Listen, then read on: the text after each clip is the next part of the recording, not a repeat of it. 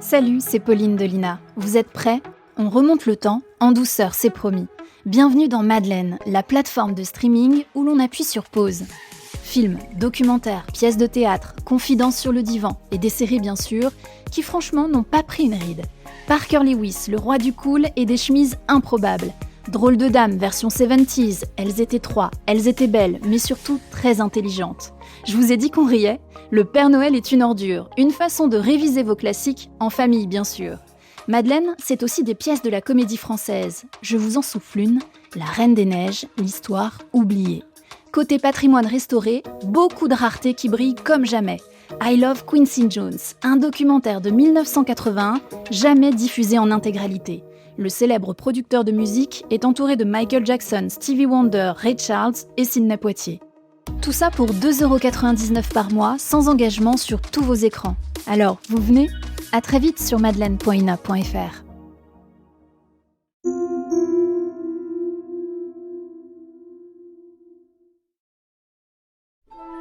INA Podcast vous propose La légende des chevaliers de la table ronde, autrement intitulé Le grand livre des aventures de Bretagne, une fiction de 33 épisodes de Romain Weingarten, réalisé par Georges Godbert.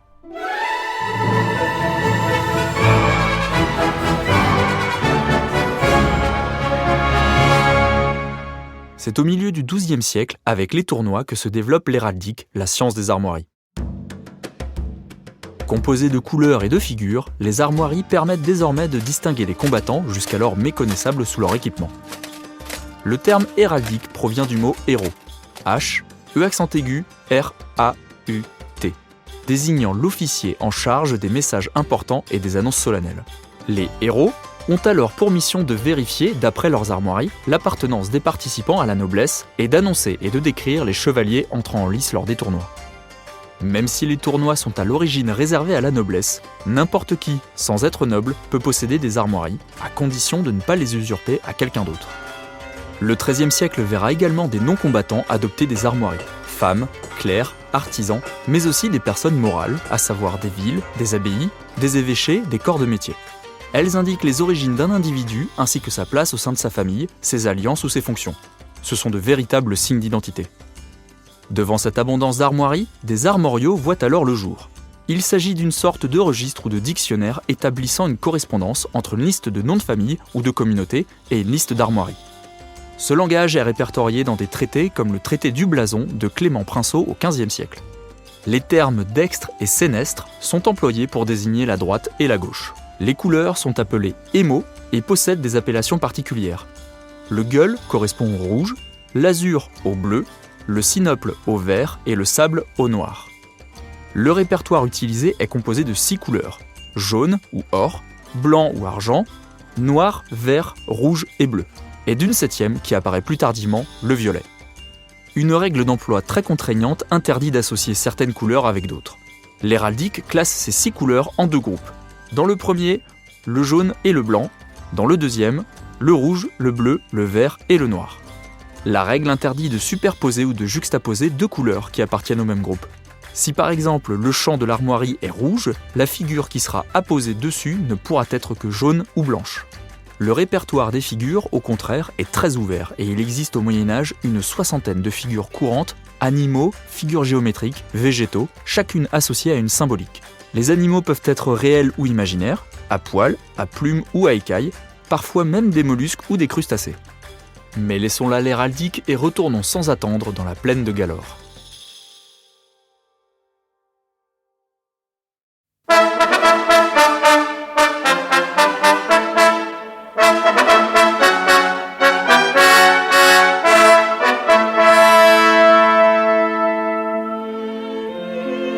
Le grand livre des aventures de Bretagne ou le livre de Maître Blaise. Série d'émissions de Romain Weingarten, d'après la légende des chevaliers de la table ronde.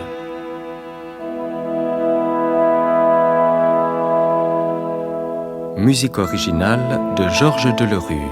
Équipe de réalisation Didier Gervais, Claude Courteau, Monique Vignier, Maryvonne Noël et Georges Godbert.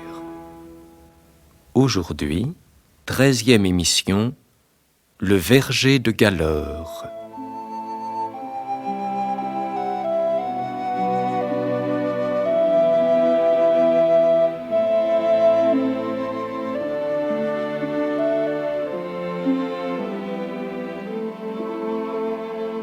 Vous semblez bien songeuse, amie. Votre chevalier vous a-t-il donné sujet de vous plaindre? La reine se moque de moi. Oh, à Dieu ne plaise. J'ai hâte de le voir, moi aussi. De quelle couleur seront ces armes aujourd'hui? Après le vermeil, après le noir, sera-ce, voyons, le blanc?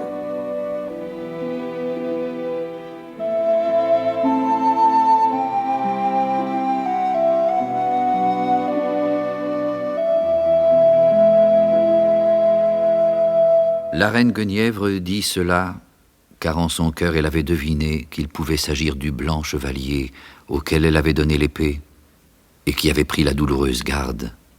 Et déjà, sans le savoir, elle l'aimait. L'or, peut-être. Ah, comme ce serait bien, vous, de lui faire faire une armure qui serait d'or, comme ses cheveux, Comment savez-vous? comme son âme, comme son sourire. Eh bien, dites, vous l'avez vu sous le heaume, que je sache? Je ne sais rien. Ah, que la jalousie est une vilaine chose. Dame, il n'est pas à moi. Et je l'ai libéré. Il est parti. Parti? Comment il ne viendra pas au combat aujourd'hui? Je ne sais rien. À votre place, je ne l'aurais pas libéré.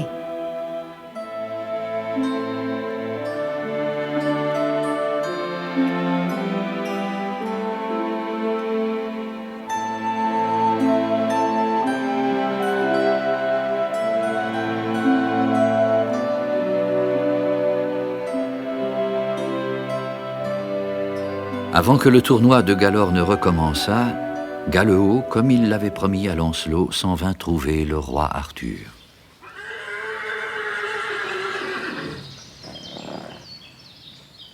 Arthur, tu conviendras que hier, sans le chevalier noir qui prit ta défense, tu aurais perdu le tournoi. Oh, rien n'était joué.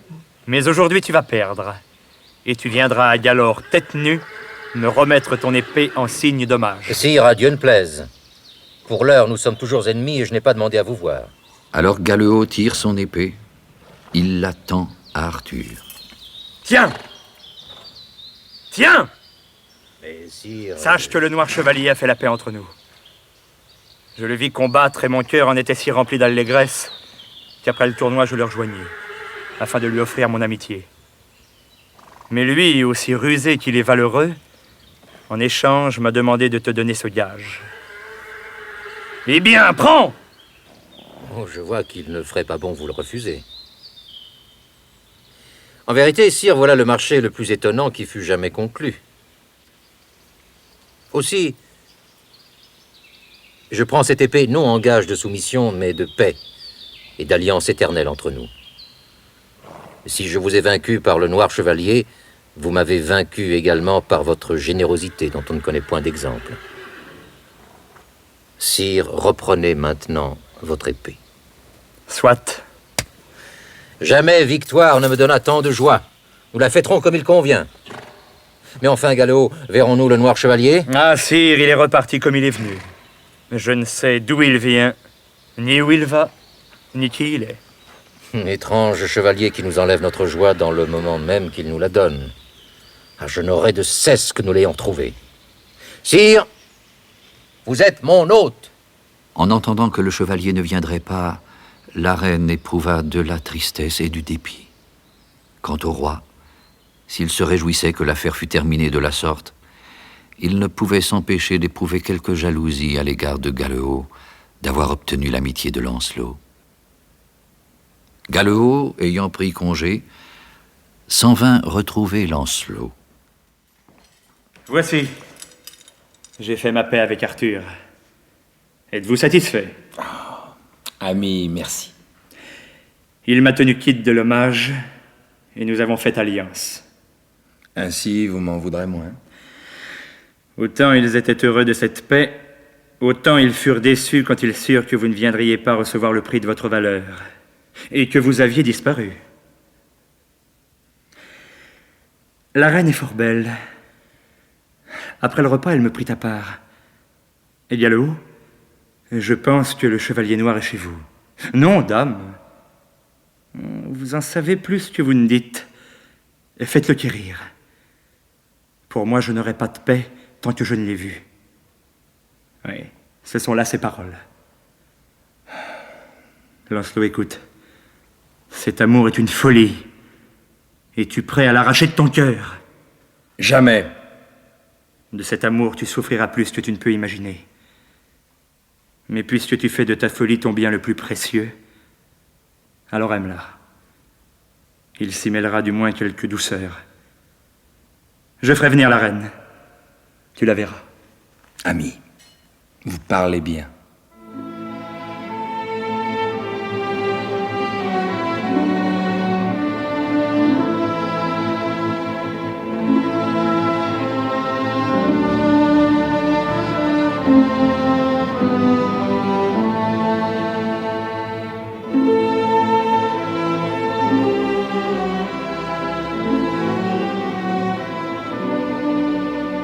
Galeot invita la reine.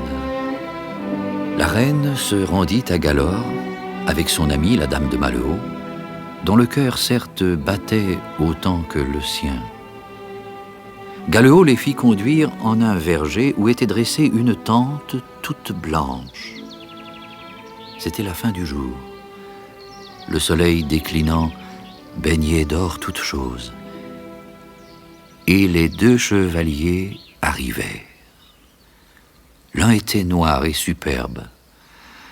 L'autre vêtu de soie blanche, ses cheveux blonds tombant sur ses épaules, et tout pareil à la lumière. C'est lui. Je vous laisse. Non, restez. Voici votre chevalier. Sire, nous vous avons beaucoup désiré.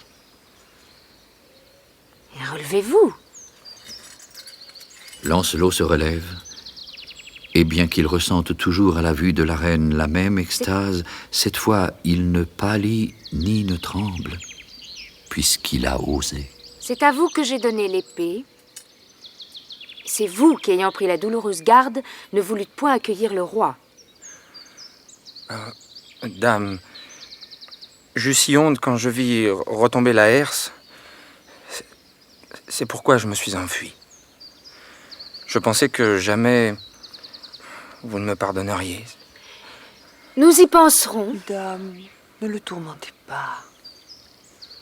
Et c'est vous aussi qui avez vaincu l'homme que voici. Oh, dame, c'est vous. Dame, me permettez-vous d'emmener votre ami visiter ce jardin? Quoi? Vous me laissez seule avec ce redoutable chevalier? Oh, s'il vous fait du tort, appelez.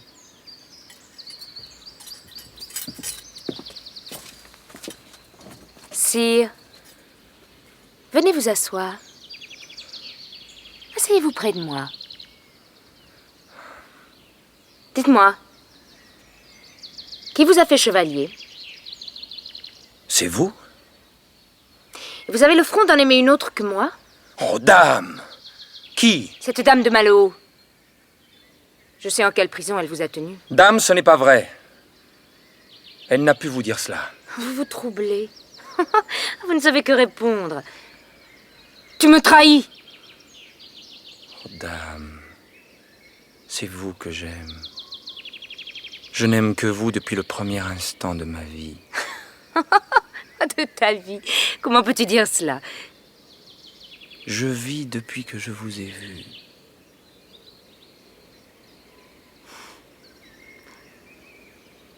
Moi aussi, je t'aime. Me diras-tu maintenant ton nom?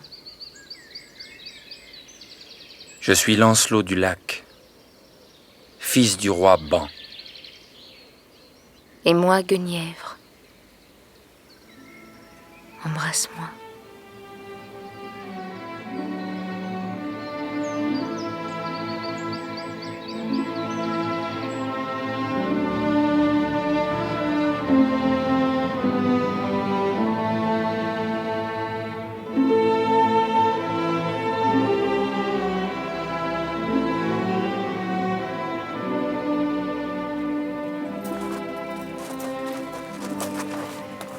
Sire Galeot, je vous ai conté tout ce que je sais de Lancelot du Lac.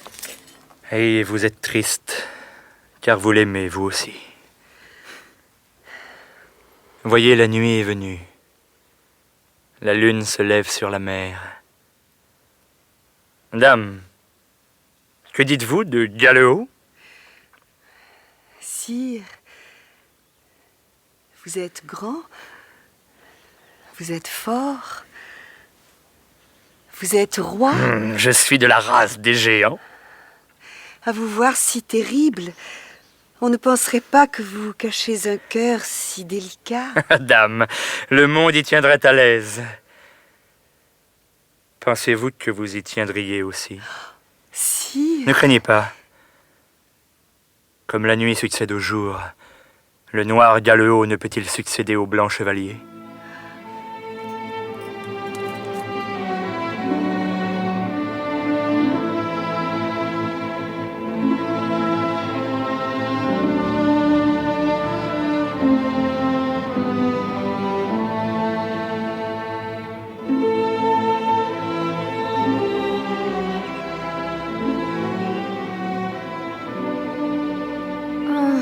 Beau trouvé, beau fils de roi.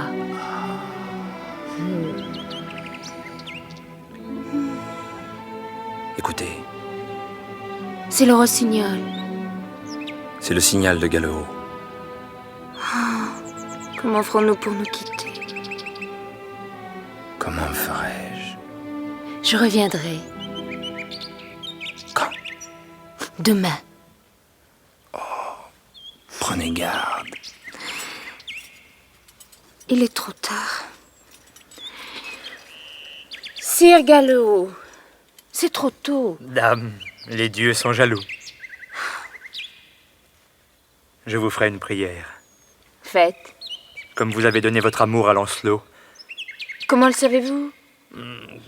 Comme on peut savoir. Mon cœur le dit. C'est à vous aussi de me donner son amitié. Galeot, mets ta main sur la main de Lancelot. Voici. Je te donne à jamais l'amitié de Lancelot. Maintenant, il vous faut me donner aussi cette dame. Sire, mais que me restera-t-il? Il vous restera d'aimer.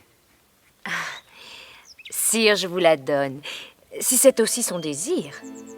Bonne est la compagnie de 4.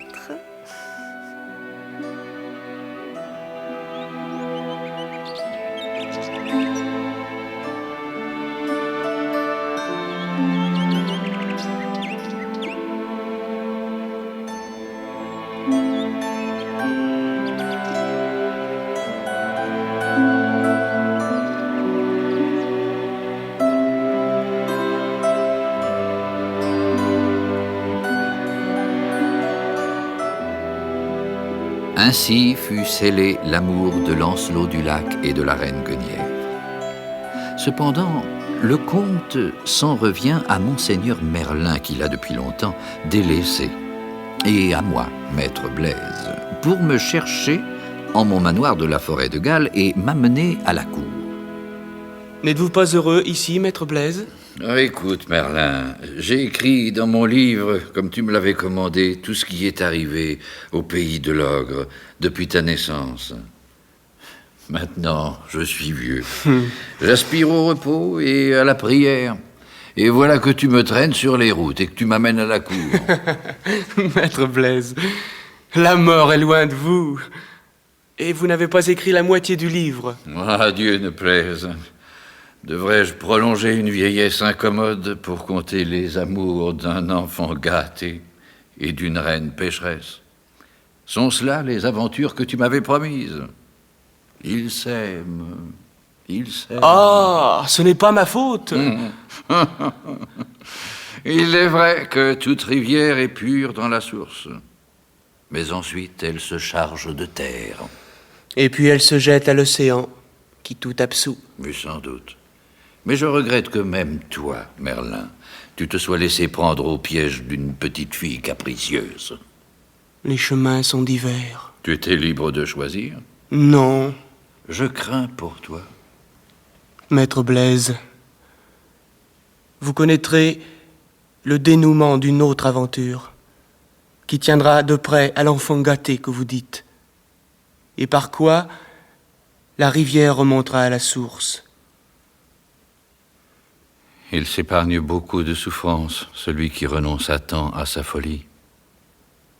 Eh bien qu'il boive, qu'il s'aime, pendant qu'il en est encore temps.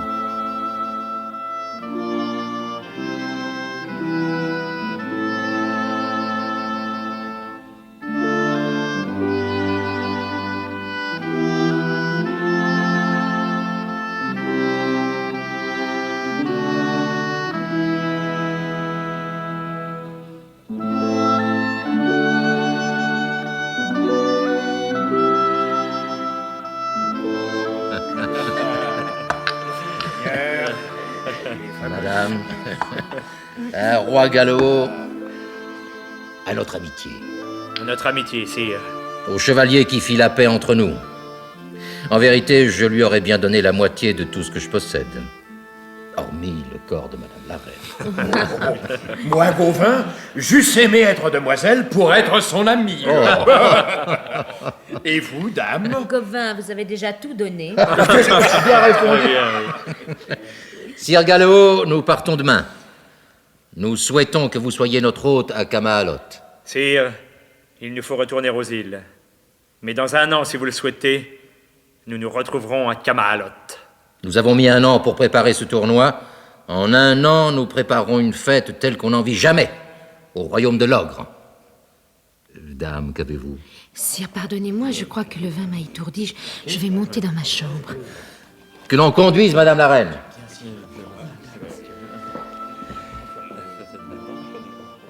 Certes, ce n'était pas le vin seulement qui troublait la reine, mais aussi la honte de tromper le roi et le chagrin de quitter Lancelot et la joie de le retrouver. Car lorsque tous les chevaliers furent endormis, par l'effet de la boisson et de certaines herbes où les gens des îles étaient experts, le blanc chevalier vint la retrouver.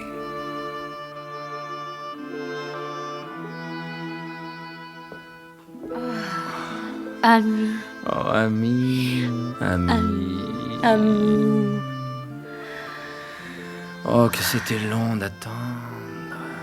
Oh, je ne veux plus te quitter jamais. Le roi part à Kamaalot demain. Viens avec nous. Ne vous approchez que des yeux. Et sinon, tôt ou tard, le roi le saura. Oh non, tais-toi. Emmène-moi. Oh, dame, ne me torturez pas. Non, tu ne m'aimes pas. Oh, dame, dame, je vous aime plus que tout au monde. Plus que le monde. Plus que moi-même. Dans 1 an, Gallo a promis de retrouver le roi à Kamaalot. Viendras-tu? Je viendrai. Alors, pour cette nuit, oublions?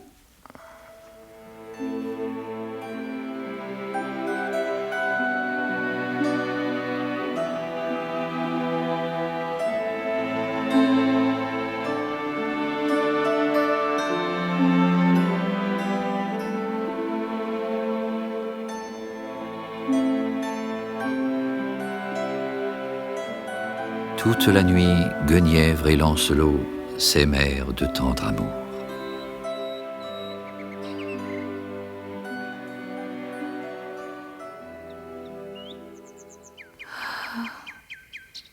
Écoute. Le rossignol. Comme son chant est triste. Oh, comme je l'aimais hier soir, sachant que j'allais te retrouver. Comme je le hais maintenant. Comme je t'aime, comme je t'aime. Oh. Mais ce jour ne peut-il attendre? Encore un peu.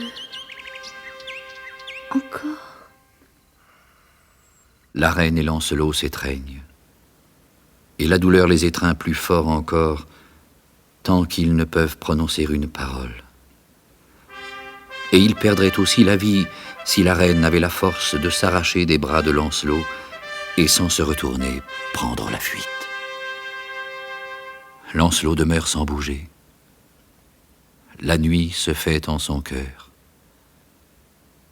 Gallo l'emmène sans que même il s'en rende compte. Et le jour même, une nef les emporte aux îles lointaines, tandis qu'Arthur et ses compagnons s'en retournent vers Camalot. Comme ils approchaient de la ville, ils virent 2 cavaliers qui venaient à leur rencontre.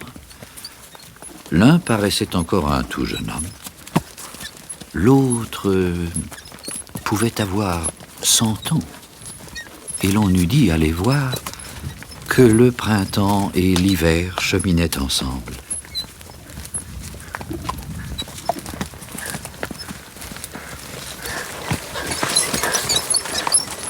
Arthur! Merlin! Salut, roi! Regarde qui je t'amène.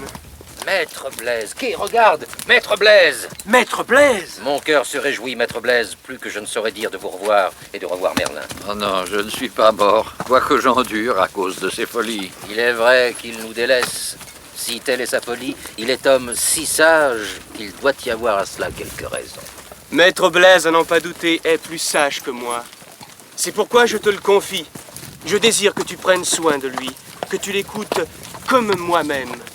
Auprès de toi, il aura connaissance de tout ce qui peut advenir en ton royaume, sans que je sois obligé de lui en faire le rapport. S'il arrivait que je dusse m'en aller pour une longue absence. Merlin, tu ne cesses point de nous quitter, en vérité. Arthur, empêche-le. Vous me verrez encore. Ce sera le jour où le bon chevalier viendra s'asseoir à la table ronde. Mon bon maître, me permettez-vous d'emmener ce loup, qui fut votre compagnon de toujours et n'a pas l'habitude de la cour? Et moi, penses-tu que je l'ai? Fais comme tu veux, comme toujours. Adieu, maître Blaise. Adieu, Arthur. Adieu, chevalier. Merlin se pressait car il avait hâte de retrouver Viviane. Il savait qu'elle était fâchée de ses absences et qu'elle avait de la peine à cause de Lancelot, qu'elle aimait comme son fils. Dans le miroir que Merlin lui avait donné, elle avait vu, sans quitter le lac, sur quelle voie hasardeuse s'était engagé celui qu'elle pensait être le plus beau des hommes, le plus vaillant et le plus digne de tous les bonheurs.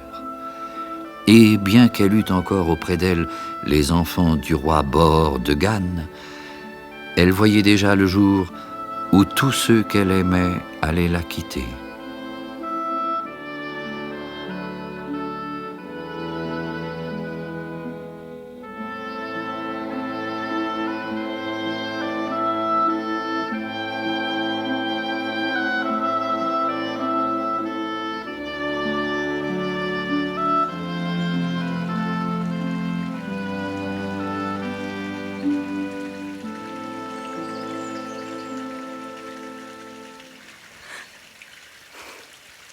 Dame, vous pleurez.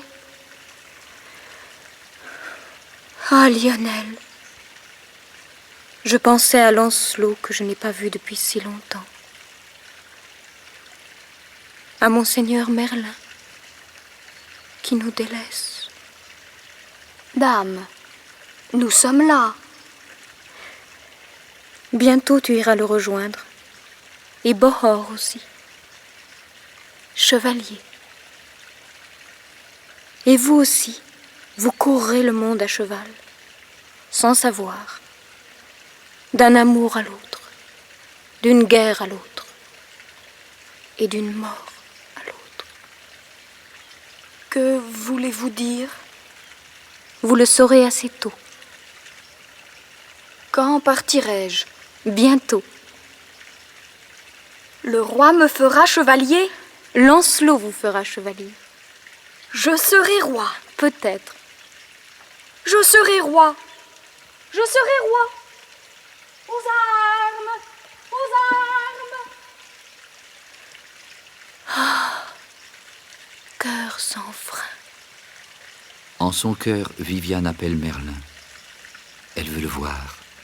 Il lui semble qu'elle ne peut plus attendre. Elle s'en vient au miroir, où d'abord elle ne voit que son propre visage, sur qui les ans n'ont pas de prise. Merlin. Son image se dissipe doucement et le miroir semble se couvrir de buée, comme un verre d'eau fraîche. La buée se dissipe à son tour et Madame Viviane voit un arbre sous lequel Merlin est assis.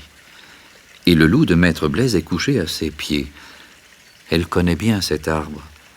C'est là que repose la mère de Merlin et c'est là qu'il vient quand il a besoin de réfléchir. Or, depuis le temps qu'elle vivait avec Merlin, Viviane était devenue fort savante. Il n'est rien qui lui eût caché de ses tours, rien qui lui refusait de lui apprendre. Voici qu'elle souffle doucement sur le miroir. De son haleine, elle fait tout autour un cercle impalpable. Les oiseaux se taisent. Le feuillage de l'arbre frissonne. Merlin lève la tête comme s'il sortait d'un rêve. Le cercle est déjà fermé. Le sommeil de toutes parts l'envahit. Ses yeux se ferment. Sa tête retombe. Il dort. Il rêve qu'il tombe dans un puits sans fond, lentement d'abord, et de plus en plus vite. Ainsi avait-il crié lorsque Maître Blaise avait jeté sur son front l'eau du baptême, l'arrachant des griffes du démon. Ainsi crie-t-il maintenant que se referme sur lui le piège d'amour. Sire, sire. Merlin ouvre les yeux. Ami, il est étendu sur son lit. C'est vous. Viviane est à côté qui, tendrement, le regarde. J'ai fait un rêve. Mais voici que je suis tombé, sans me faire trop de mal, sur votre lit. Ainsi, me voici votre prisonnier à jamais. Vous tardiez tant à venir. Voyez, je vous ai ramené un ami. Vous m'aviez dit que vous vouliez le connaître. Êtes-vous satisfaite? Il a grand faim. Et moi de même.